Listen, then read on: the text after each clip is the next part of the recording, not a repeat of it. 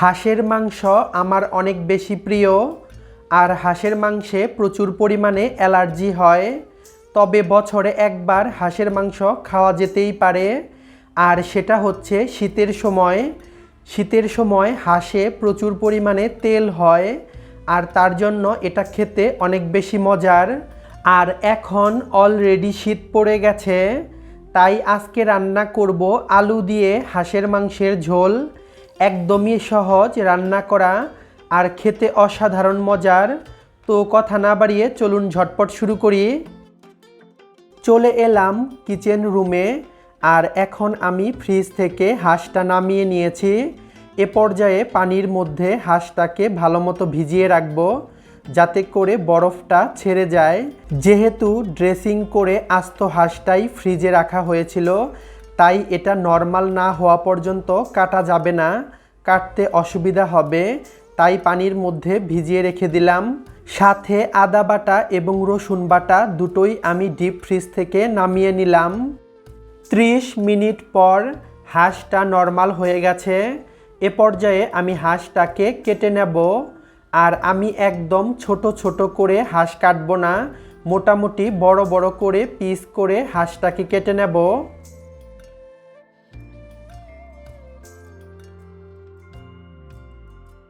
আমার হাঁস কেটে নেওয়া হয়ে গেছে, তো আপনাদেরকে দেখিয়ে দিচ্ছি আমি কিভাবে কেটেছি। তো এরকমভাবে বড় বড় টুকরো করে কেটে নিয়েছি। এখন আমি ভালো মতো হাঁসটাকে পরিষ্কার করে ধুয়ে রান্না বসিয়ে দেব। আর তার জন্য চুলায় একটি প্যান বসিয়ে দিয়েছি। আর প্যানটি গরম হয়ে গেলে দিয়ে দেব হাফ কাপ পরিমাণ সয়াবিন তেল। তেল গরম হয়ে গেলে দিয়ে দেব 1 কাপ পরিমাণ পেঁয়াজ কুচি। আরও দিয়ে দেব কিছু গোটা গরম মশলা। এখানে রয়েছে দারচিনি, এলাচ, লবঙ্গ, তেজপাতা আর গোলমরিচ। এ পর্যায়ে এই সবগুলো মশলা ভালো মতো ভেজে নেব। আর ততক্ষণ পর্যন্ত ভেজে নেব যতক্ষণ না পর্যন্ত পেঁয়াজের কালারটা চেঞ্জ হয়ে এই মশলা থেকে সুন্দর একটা ঘ্রাণ বের হয়ে আসে।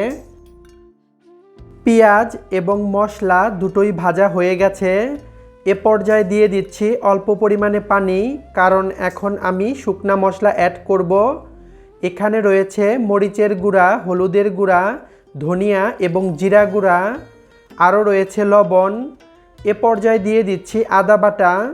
আমি এখানে 1.5 টেবিল চামচ করে আদা বাটা এবং রসুন বাটা দিয়ে দেব। আর শুকনা মশলাগুলো আমি 1 টেবিল চামচ করে দিয়েছি, আর স্বাদমতো লবণ। এখন সবগুলো মশলা ভালো মতো মিশিয়ে নেব, আর মিডিয়াম টু লো হিটে মশলাটাকে ভালো মতো কষিয়ে নেব। এই মশলাটা যত ভালো মতো কষানো হবে, হাঁসের মাংসের টেস্ট তত বেশি বেড়ে যাবে। আর হাঁসের যে একটা বাজে গন্ধ, সেটা কিন্তু আর থাকবে না। তাই মশলাটা ভালো মতো কষিয়ে নিতে হবে। তো মেশানো হয়ে গেছে। এ পর্যায়ে ঢাকা দিয়ে রান্না করব প্রায় 5 থেকে 6 মিনিট। 6 মিনিট পর এই 6 মিনিটের মাঝে আমি ঢাকাটা খুলে একবার নাড়াচাড়া করে দিয়েছিলাম। এ পর্যায়ে আবারও নাড়াচাড়া করে দিচ্ছি, যাতে করে মশলাটা নিচে থেকে না লেগে যায়। আর মশলাটা পারফেক্টলি কষানো হয়ে গেছে। যখন তেলগুলো এরকম আলাদা হয়ে যাবে, তখন বুঝে নিতে হবে মশলাটা ভালো মতো কষানো হয়ে গেছে। এ পর্যায়ে দিয়ে দিচ্ছি সেই আগে থেকে পরিষ্কার করে রাখা হাঁসের মাংস। আর মাংসগুলো দিয়ে এবার মশলার সাথে ভালো মতো মিশিয়ে নেব, যাতে করে মশলাগুলো মাংসের ভেতরে ভেতরে ঢুকে যায়। আমি উল্টে পাল্টে মশলার সাথে মাংসগুলোকে ভালো মতো মিশিয়ে নিচ্ছি। তো মোটামুটি মেশানো হয়ে গেছে। এ পর্যায়ে ঢাকা দিয়ে মিডিয়াম টু লো হিটে রান্না করব প্রায় 7 থেকে 8 মিনিট। 10 মিনিট পর আমি মিডিয়াম টু লো হিটে 10 মিনিটের মতো রান্না করেছি। এ পর্যায়ে হাঁস থেকে পর্যাপ্ত পরিমাণে পানি উঠে আসবে, আর এই পানিতেই আমি হাঁসটাকে ভালো মতো কষিয়ে নেব। এখানে এক্সট্রা করে আমি কোনো পানি অ্যাড করিনি।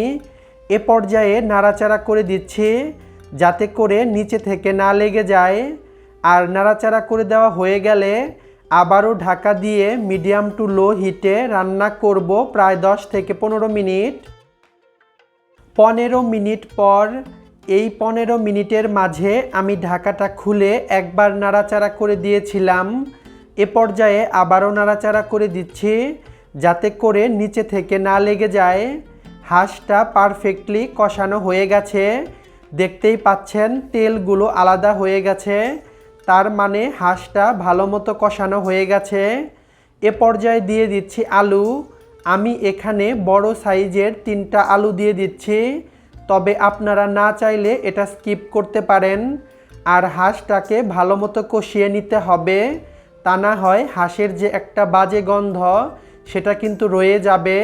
তাই সময় নিয়ে ভালো মতো হাঁসটাকে কষিয়ে নিতে হবে, যেমনটা আমি করলাম। সময় নিয়ে হাঁসটাকে ভালো মতো কষিয়ে নিয়েছি আর দিয়ে দিয়েছি পানি। আমি এখানে গরম পানি দিয়েছি 3 কাপ পরিমাণ। এ পর্যায়ে পানির সাথে সব কিছু ভালো মতো মিশিয়ে নেব। আর আমি যেহেতু ঝোল করে রান্না করব, তাই পানির পরিমাণ একটু বেশি দিলাম। তো মেশানো হয়ে গেছে। এ পর্যায়ে চুলার আঁচ ফুল করে ঢাকা দিয়ে রান্না করব প্রায় 30 থেকে 35 মিনিট। 35 মিনিট পর এই 35 মিনিটের মাঝে আমি ঢাকাটা খুলে দুবার নাড়াচাড়া করে দিয়েছিলাম। এ পর্যায়ে আবারও নাড়াচাড়া করে দিচ্ছি। আমার হাঁসের মাংস একদম রেডি। তো আমি চেক করে নিলাম সব কিছু ঠিক আছে। যদি কোনো কিছুর প্রয়োজন পড়ে তা এ পর্যায়ে আপনারা অ্যাড করতে পারবেন। তো আমি চেক করে নিয়েছি সব কিছু ঠিক আছে। এখন দিয়ে দিলাম 7 থেকে 8টি আস্ত কাঁচামরিচ, জাস্ট সুন্দর একটি ফ্লেভারের জন্য। এ পর্যায়ে দিয়ে দিলাম 1 চা চামচ গরম মশলার গুঁড়া। এবার সব কিছু ভালো মতো মিশিয়ে নেব। আর সব কিছু ভালো মতো মেশানো হয়ে গেছে। আমার হাঁসের মাংস একদম রেডি। এ পর্যায়ে চুলাটা অফ করে আমি হাঁসের মাংসটাকে নামিয়ে নিচ্ছি আর তারপর আপনাদেরকে পরিবেশন করে দেখাচ্ছি। আমি গরম গরম একটি সার্ভিং বলে হাঁসের মাংসটাকে বেড়ে নিচ্ছি। তো দেখলেন তো এটি রান্না করা কত সহজ আর খেতে কিন্তু অসম্ভব মজার। এই হাঁসের মাংস সাদা ভাত, পোলাও, খিচুড়ি অথবা রুটির সাথে খেতে কিন্তু অসম্ভব লাগবে। অবশ্যই এই শীতে একবার হলেও বাসায় ট্রাই করবেন। আর ট্রাই করলে আমাকে কমেন্টে জানাতে ভুলবেন না। রেসিপিটা ভালো লাগলে অবশ্যই লাইক, কমেন্ট অ্যান্ড শেয়ার করবেন। আমাকে সাপোর্ট করার জন্য প্লিজ আমার চ্যানেলটিকে সাবস্ক্রাইব করবেন। আর যারা কিনা আমার ফেসবুক পেজ থেকে ভিডিওটা দেখছেন তারা অবশ্যই আমার ফেসবুক পেজটা ফলো করে আমার পাশেই থাকবেন। আবারও দেখা হবে নতুন কোনো রেসিপিতে। সে পর্যন্ত সবাই ভালো থাকবেন। আল্লাহ হাফেজ।